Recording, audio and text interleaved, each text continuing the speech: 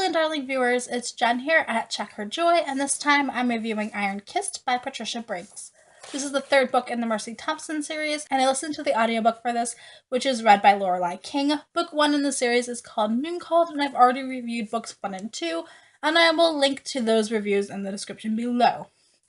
Also, I am currently listening to book 6, and I've just been plowing through these audiobooks. So, A, they are really addictive and fun, and B, I might not remember everything that happened in such great detail, so this will be a relatively short review. Sorry, I just got so wrapped up in them.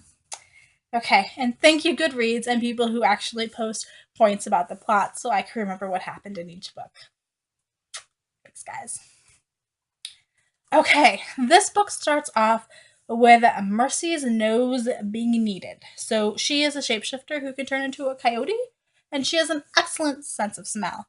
And so there has been this string of murders on the Fae Reservation, and Uncle Mike and Z persuade Mercy to go to the Fae Reservation and see if she can find any uniting smells at all these murder scenes. Like, has one person been to each of these scenes? Can we figure out the murderer that way?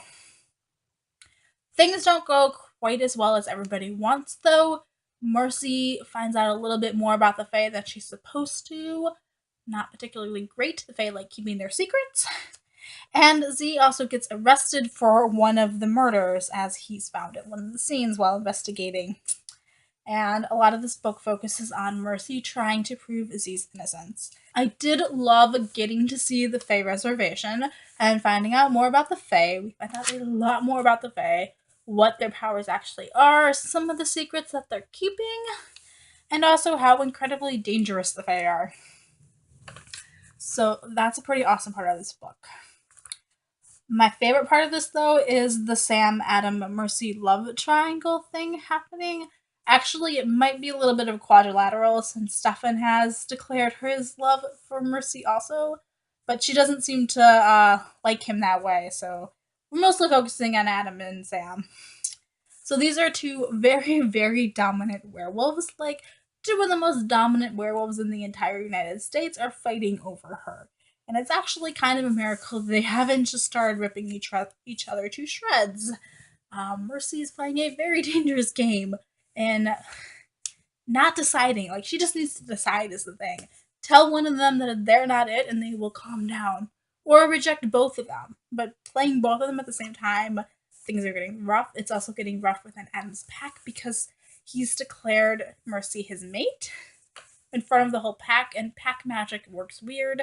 And so this is getting really, really complicated. I liked seeing this play out, and I also really agree with the decision that Mercy makes at the end of this book without spoiling it. Also, Ben became one of my favorite werewolves. Like, I did not like Ben the first 2 books, and then this book happened, and we see more of Ben, and all of a sudden, oh my gosh, he is one of the best. Like, I love Ben, so yay for him showing up. It's not all peaches and roses and everything, but he surprised me in this book. So on the whole, I enjoyed this book. I have given all of these like 4 stars. And like I said, I immediately needed to jump into the next book when this one ended, which I think is probably the best way to do this. Because it definitely hangs, it ends a bit weirdly with definitely some major thing unresolved. And so I needed the next book. Also, there's a pretty massive trigger warning in this book for spoilery stuff, so spoilers, but for sexual assault and rape. So if you're really sensitive to those, you might not want to pick up this book, or you might want to prepare yourself for that being a huge part of this book.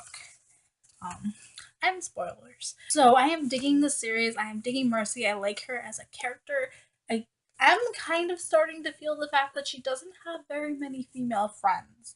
There were a few female wolves that she kind of gets along with, and Jessie played a bigger part in previous books, but maybe not in this one, and I kind of am starting to feel the fact that she doesn't have female friends. I'm just saying. So, one critique, but on the whole, I really enjoyed Iron Kissed by Patricia Briggs, and I'm definitely, well, I've already gone on to the next books. I'm digging book 6 right now, so let me know in the comments below if you've read this one, what you thought of it. If you're posting spoilers, please put a spoiler warning before your post. So, thanks. Peace out. I love you guys, and keep reading. Bye.